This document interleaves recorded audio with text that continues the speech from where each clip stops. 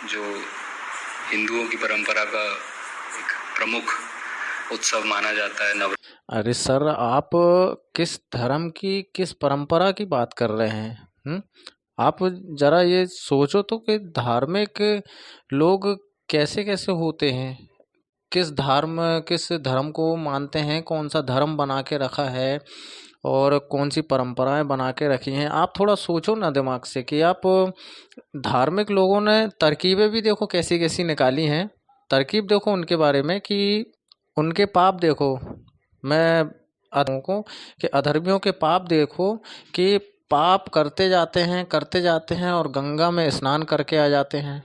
गंगा में स्नान करने से पाप का मिटने से क्या संबंध है? ये दोनों का संबंध क्या है? इससे तो दूर दूर तक का कोई संबंध हो ही नहीं सकता। लोग कहते हैं चलो पाप हो गया, गंगा में डुबकी लगा देते हैं, पाप धुल जाएंगे। ऐसा होता है क्या?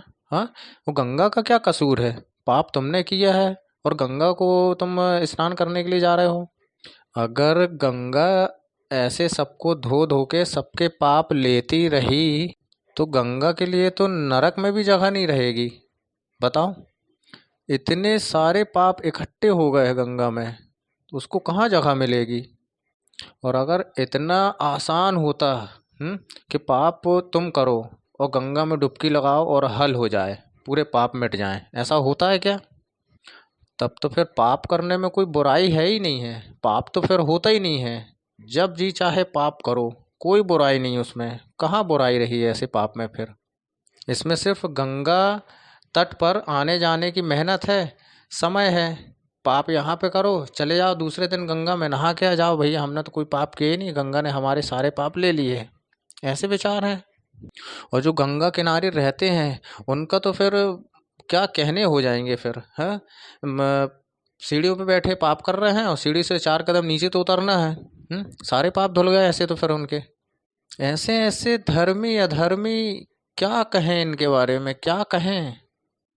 भाई तुमने मंदिर बना लिए, तीर्थ बना लिए, पूजा पाठ बना लिए हैं, अपने अपने घर के देवी देवता बना लिए हैं, अपना अपना धर्म बना लिया, इष्ट देवी हो गई, कुल देवी बना लिए, घर की औरतों को देवी जी आने लगी हैं, आदमियों को देवता आने लगे हैं, बाबा आने लगे हैं। क्या क्या है ये? कौन से धर्म की बात कर रहे हो? कौन से परंपरा की बात कर रहे हो?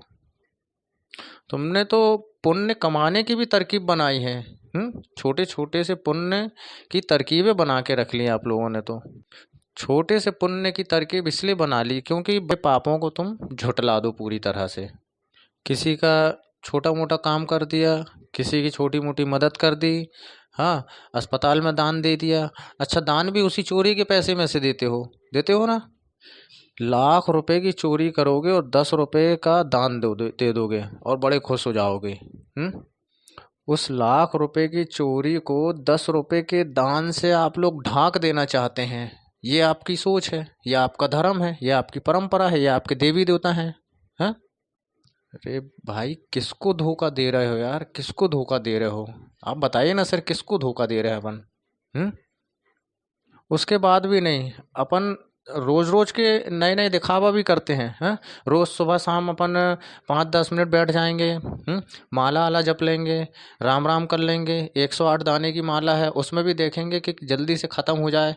हाँ, हमें सोशल मीडिया चेक करना है, हमें बाहर काम से निकलना है। क्या कर रहे हो यार? तुम्हें लगता है इससे हल हो गया? राम नाम का जाप कर लोगे, राम नाम से रामनवमी में भंडारा करवा लोगे, इतना शोरगुल हो जाएगा, इतना हल्ला हो जाएगा।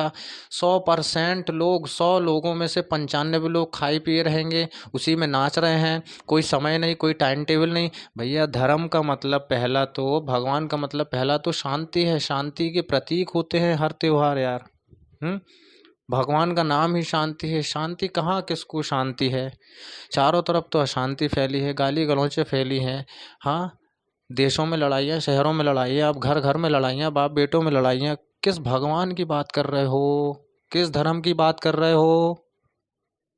ऐसे करके तुम्हें लगता है कि हमने राम पर बहुत बड़ा एहसान कर दिया है ना? ये तुम्हारा धर्म है। हाँ, अधर्मी हो, नहीं सुधर सकते हो।